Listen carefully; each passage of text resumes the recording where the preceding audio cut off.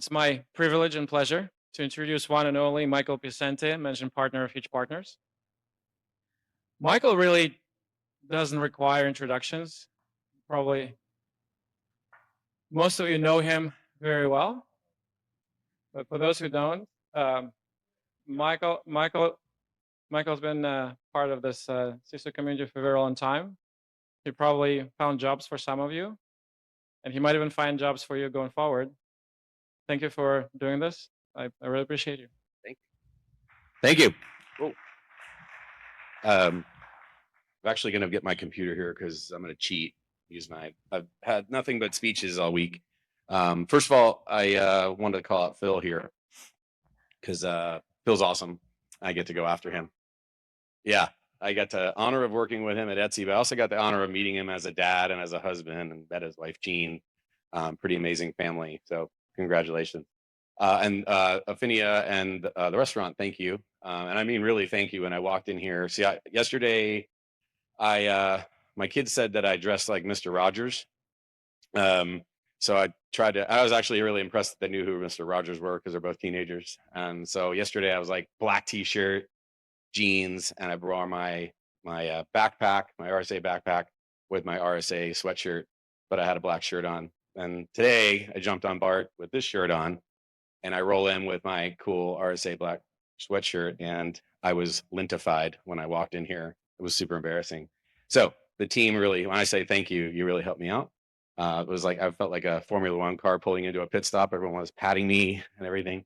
But no, thank you for having me, the Affinia group. It's great to see so many familiar faces. I'm going to talk a little bit about, I'm going to talk a little bit about where we are from a community. It's also going to give you sort of the highlights from our recent compensation and trend survey, which thank you all for participating. Many of you participated. Can't say the names because it's anonymous, of course. So I wanted to give you 5 themes from that and then dig into them. But I also want to talk to you because I know some of you are in a transition phase from one position to another, from one career to another. And there's a lot of anxiousness out there. So I want to take some questions and just really kind of have a heart-to-heart with anyone that wants to talk about it. I unfortunately have to run to another one right after this, so I apologize, but I'll be available to get scheduled. But let me just go through some of the themes. First of all, the comp survey, the reason why we started it, and some of you heard this this story before, but when we started the company 10 years ago, coming up on 10 years, I think our anniversary is coming up here in April, there was no data on compensation for the profile and archetype of CISO that we were working on. I came from the CIO space, running CISO search or CIO searches for 10 years. I was also a VP of infrastructure at data centers. So coming from practitioner side, never was in security myself, but seeing what my friends and colleagues and everyone was making and how they were making it was kind of a passion of ours. And when we started doing kind of the first cloud native searches, in 2014, 15 for a CISO, we realized that the reports that were out there, specifically Radford, or as I like to call it, Wrongford, was about 60+% off, and every HR team was using it. Makes sense, right? It was the standard, it was the Gartner of compensation. But we were like, this doesn't make sense. These individuals are telling us they're making 3 to 4 times as much. They were well off. So we decided to go out to a couple of our friends who are moving up in the industry, moving from that software engineering leader into a director, into a what we now call a CISO. And we noticed that they were way off. And so we're like, we got to tell the world about this. It was also selfishly, we needed it to negotiate offers for you all, because we would say, this individual is making this, and they would come back and be like, well, our top is 124. And I'm like, is that per quarter or is that per year? So they didn't think that was funny. But and so it was really off. So we just started to build this, and that was almost 10 years ago. The first survey we did, we just sent it to a couple dozen folks. The next year we actually made it public, and then this year, thanks to all your help, and especially organizations like Affinia, who bring it out to their entire constituent base, we had 675 participants this year. We sent it to over 3,500. That's who we sent it to, by the way. So we actually don't even know how many Affinia we kind of rounded down or rounded up, whatever you want to call it. But anyway, came back, and this year we had our own AI section, which was again, we only go out and get the data that you all want to see, right? And so it's become kind of an evolution. The other cool thing is I have some colleagues and competitors that have also come up with their versions. By the way, our colleagues, just like you all, where you're all sitting in the same room, getting along, not beating each other up. We have the same thing on our end. It's a smaller group of executive recruiters, but I got together with one of them last night, yesterday. We all collaborate too, so it's a very cohesive community, and so I love it because now we have 2 or 3 really good sources that you all can bring to your talent teams and say, this is what I'm worth. And this is not made up. Again, we take no money, no sponsorship, nothing. It's purely native data. So this was a very defining year, probably because of this thing called AI. But there's 5 themes. I'm just going to mention the 5 themes, and then I come back. First theme in compensation is that the market is valuing leadership on exposure much more than they're valuing on compliance or the org chart. So I'll come back to that one. It's really important. The second one is the archetype. I've been saying this for years, almost annoyingly to some of you, is that the majority of our searches are chosen, the winners are chosen because of technical expertise in their foundational building blocks. And therefore, the ability to be able to codify very technical challenges, technical concepts, and bring them to the entire board, the entire E-suite, everyone in the organization in a way that they can simplify the complexity that requires a deep technical background. And no more we're seeing that than in now, and I'll get back to a little bit of that. There's also continues to be a talent scarcity, which I know probably pisses off some people in this room because it's like, I'm right here. Where are you looking? But the constraint really isn't budget. It's really that they're trying to find the people who know what they're talking about, that can actually do the work. And I'll come back to that one as well. The other one's governance and maturity. There's always this gap of, you hear it all the time, public versus private compensation. It really isn't about that. It really isn't about the pay. It's about how seriously companies are actually taking their security program, whether they're private or public, non-profit. And so we have data now that shows that. I love showing this data to clients that are talking to me about compensation. It's really fun because I can say, it's funny, you didn't invest here, here, here, and there. You also got rid of your last 3 CISOs because they couldn't do this. So prove to me why you're making this a serious effort. Like, let me show, I have the data, but let me see your data.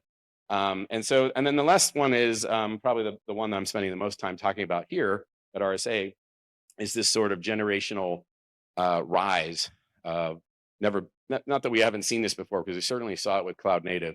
But now we're an AI native and agentic, and we're seeing this next generation. The next generation is pretty interesting. All right, they're outpacing CISOs on compensation percentage, about 6%, versus CISOs public is flat, private's about 2%. And so the next gen, when I'm talking about next gen, is that director, that deputy, that very big specialist. They are really outpacing from a compensation level. So I want to dig into a couple of these. First of all, let's talk about the CISO comp based on exposure. What I mean by that, it's very clear that the data is showing that the pricing, compensation pricing, is based on threat landscape and regulatory exposure. That's what I mean by exposure. So it's not by headcount. We've proved that. It's not by compliance, right? I'm doing a lot of work in Europe right now, and one of the things I find, the further I go east in Europe, the more this theme is, we're compliant, so we're secure, right? Everyone remember when we used to say that like a decade and a half ago here in Silicon Valley or in the US? That's still a thing there, and it's like a westward expansion. It's kind of moving that way, or eastward expansion. Yeah, I think you're seeing this pay variance, even with, it's not about the size of the company, right? You would think that the CISO of Walmart, I hope they're not in this room, by the way, because I want to say you would think that they're probably the highest paid CISO in the world because it's the largest company in the world. It's actually a 400-person fintech company with an AI enablement, right? You're talking about many, many millions of dollars that these CISOs are seeing. And so there's this massive gap, right, between what high consequence, as we call it, this threat landscape complexity versus the headcount versus the compliance nature of the company. And if you're evaluating a company right now, or if you're evaluating your next move, you really need to think about how complex is the environment versus how big the organization is. And it's a strange muscle to flex.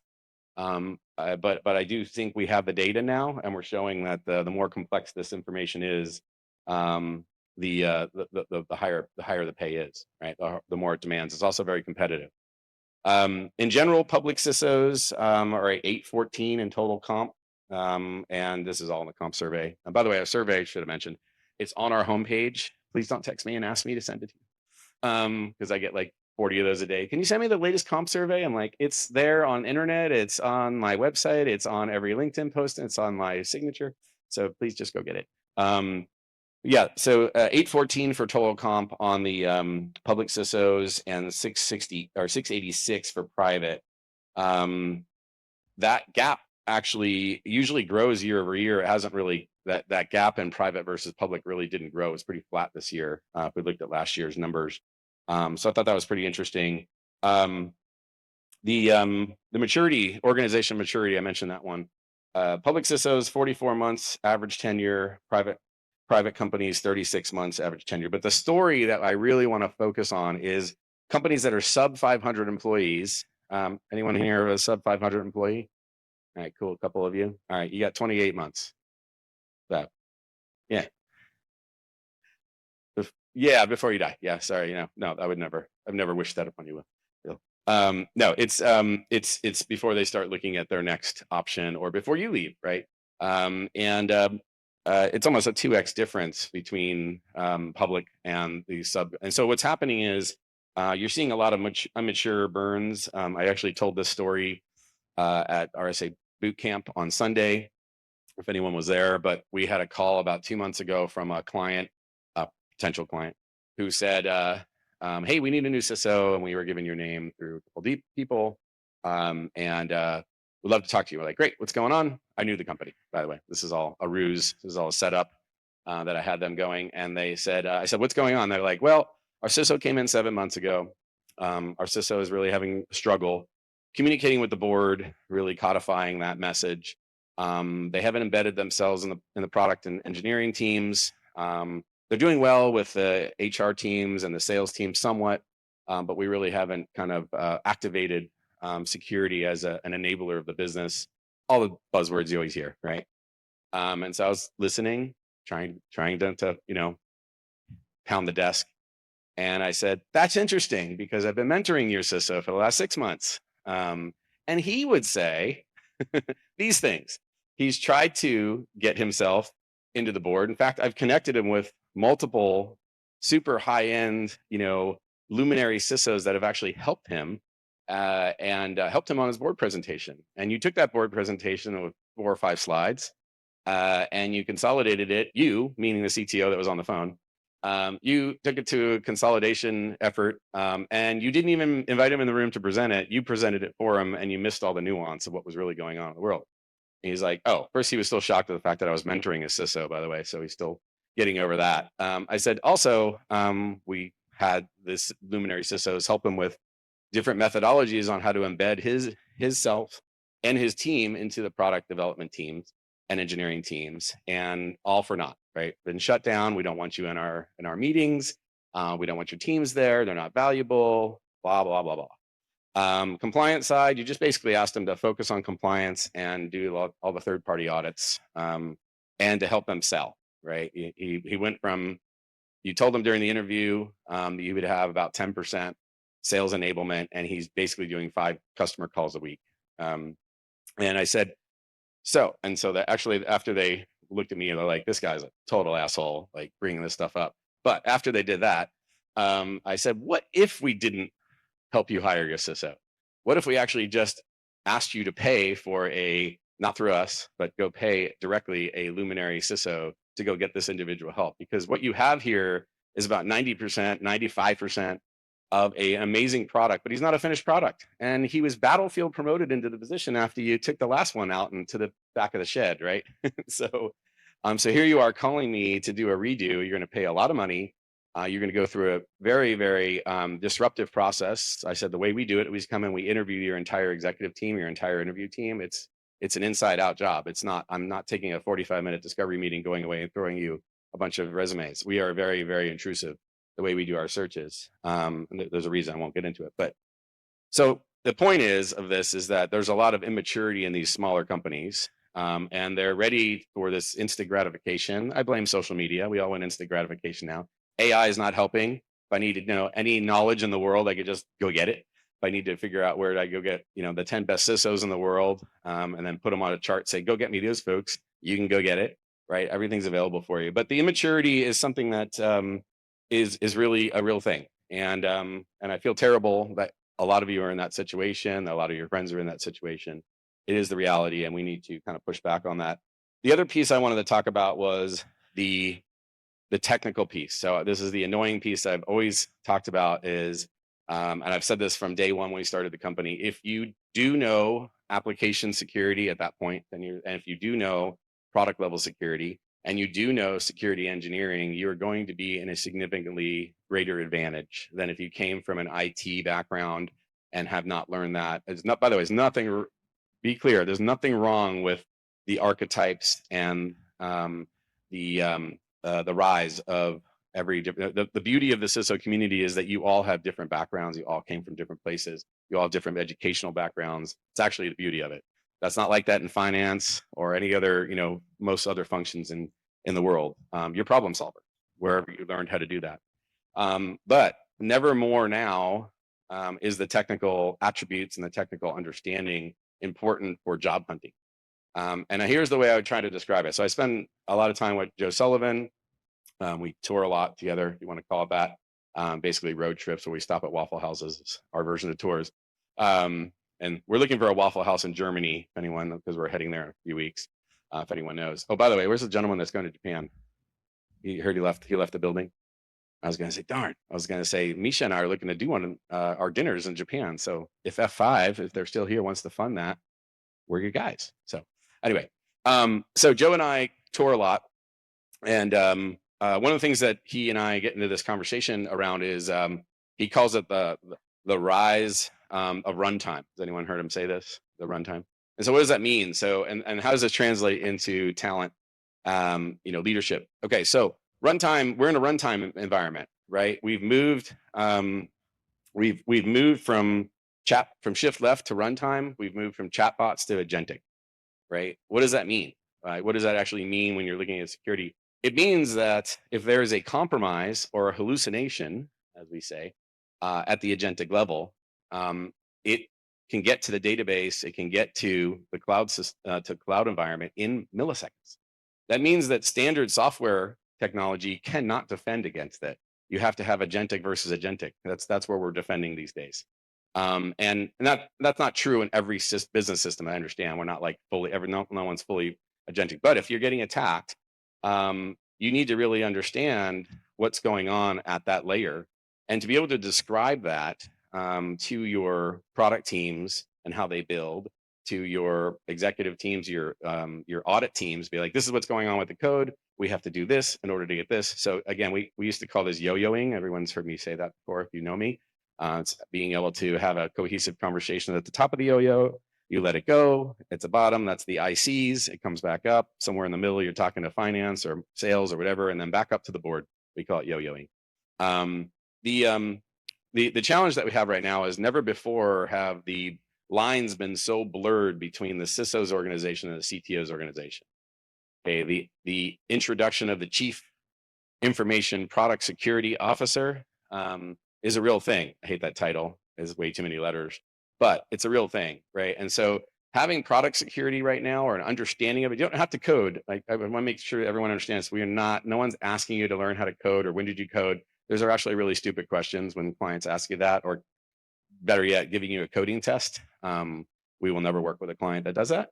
But the understanding of how it all fits together, which you all have, is key, right? And the story behind it, giving the business a story. Hey, if we build it this way, this is what it's going to look like. We build it this way. Here's what your inherent risks are. So you all have to become this technical kind of look around the corner officer, is really what's happening in today's market.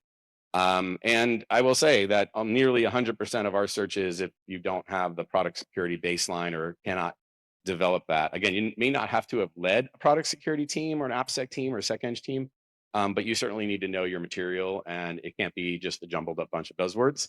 It really has to be, I did this, I built this, this is what it looks like. This is what it looks like now. This is what I ran into. Here's who I aligned with. Here's the products that I helped develop, and this is the level of expectation of their experience. This is what their performance has been, et cetera.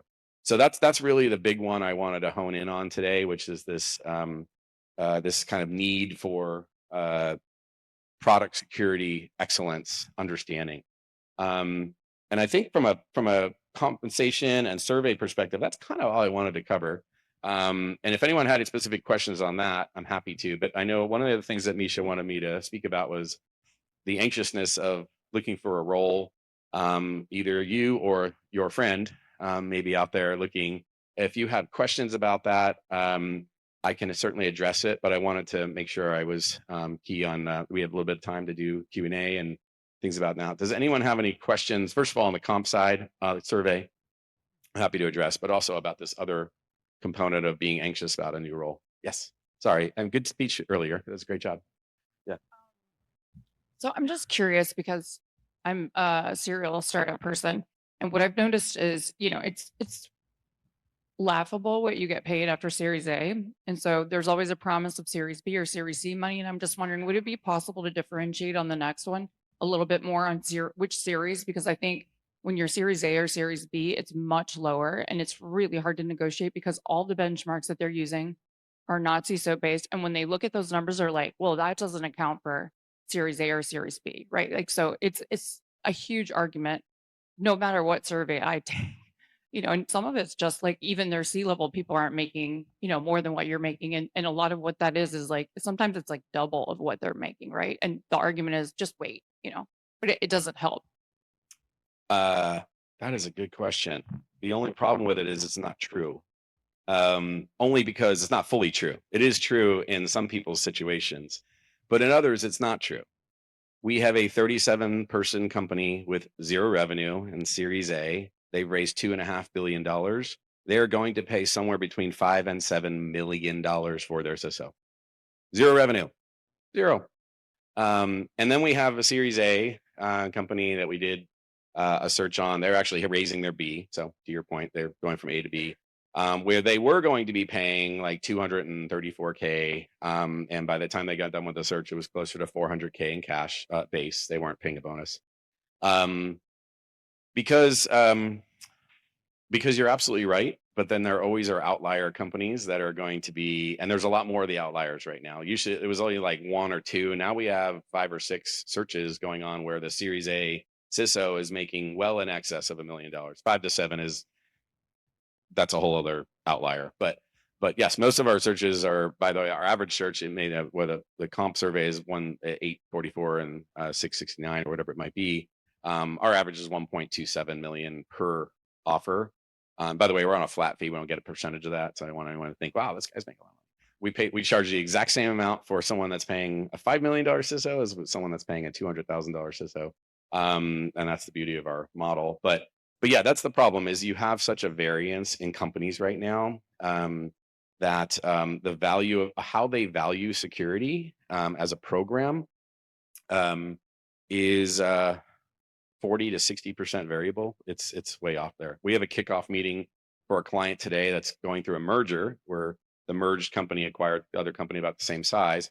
And they have no security program, like 2 people in the security program, but the company that they're acquiring had 20 people in the security program. And I looked at their job description they sent me for this, my next meeting at 10 o'clock.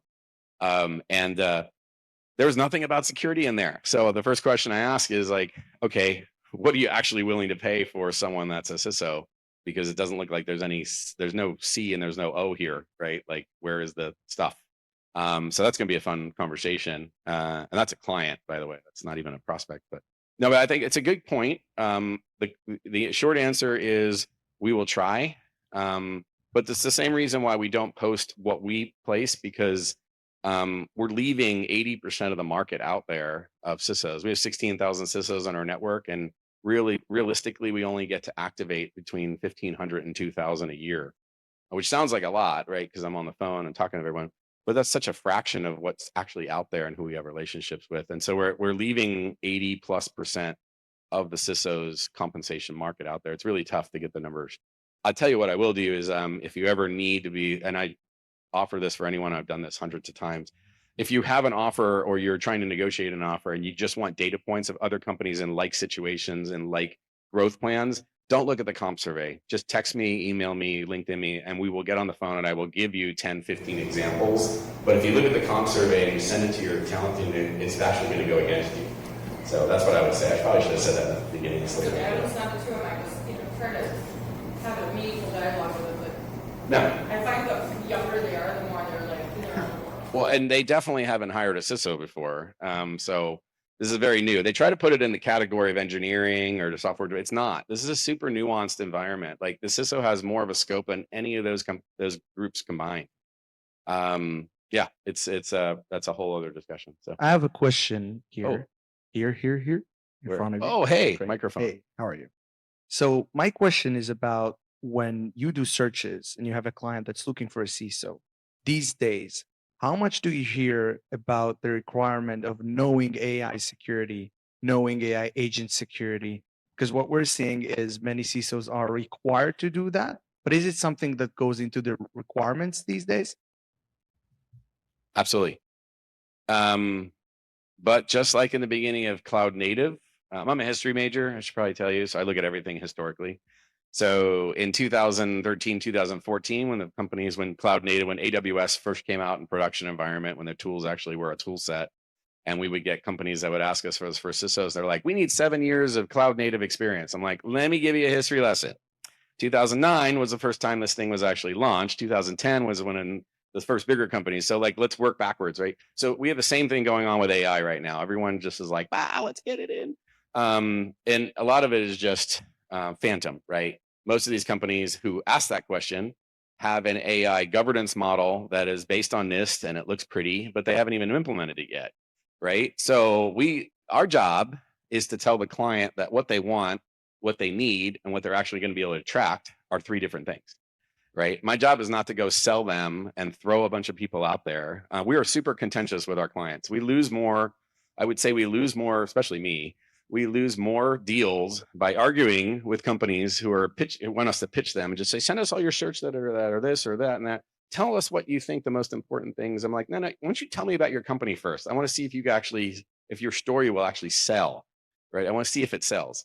Because my data is pretty clear, right? We've been doing this for a really long time, but you've only done this once. And if you want the AI mastermind and you want to go hire for Flynn, or you want Alex Stamos, or you want, any of these luminaries, because by the way, they always ask for it. I'm like, great, show me how you're going to get them, right? Show me what you have. Let's look under the hood. I'm technical enough to understand what's there and what's not. So the answer is 100% of the time. The reality of what they actually need is probably 20 to 40% of the time, at least as of March of 2026. So, yeah, I know. Great question, by the way. Yes, sir.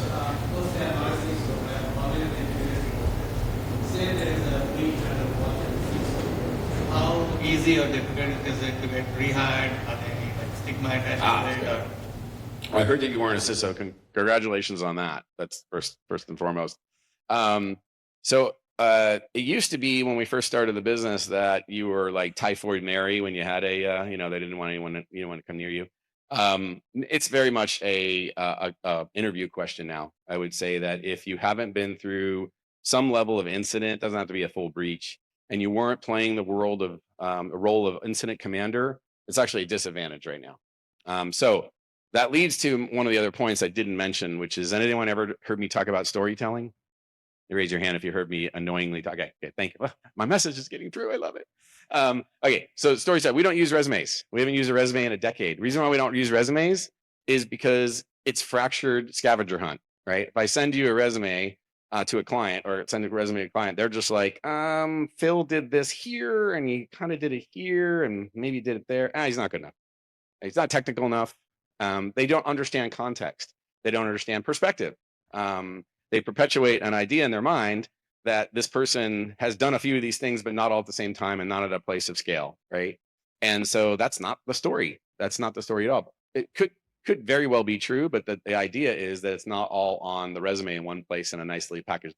So we do that for them. We're like, here's your Cliffs Notes. Anyone remember Cliffs Notes for old people in the room? This is like our first is AI. Cliffs Notes was AI. Right? It's just a yellow book was AI. That's one of the biggest stories. How to develop yourself in a product environment, how to deal with a breach, and what was your incident commander response.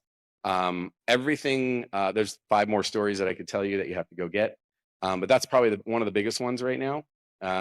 AI. What do you know about AI, and what have you built for AI? What are you doing personally in your garage with AI, and all these things? Those are another story that you have. So, are we running out of time, Misha? So, last one. I could be here all day. So.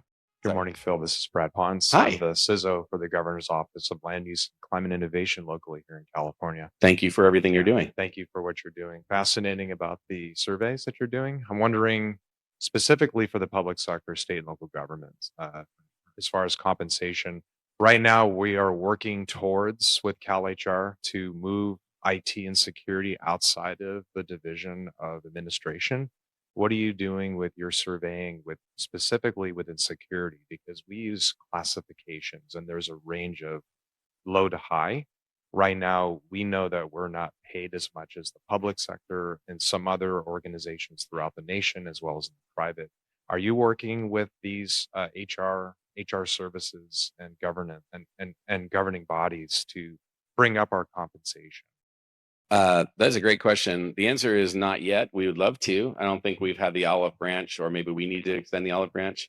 So we'd love to. If you have any thoughts around that, maybe you can do one. And also, I want to apologize because our survey was built on I won't say it, on an AI product, which also was probably at a super data center, which probably was climate change available. So I apologize for that in advance. Everyone else did too. Awesome. Thank you all for listening. I'm going to be here for a few minutes before I have to go. Thank you, Michael. Yeah, thank you very much.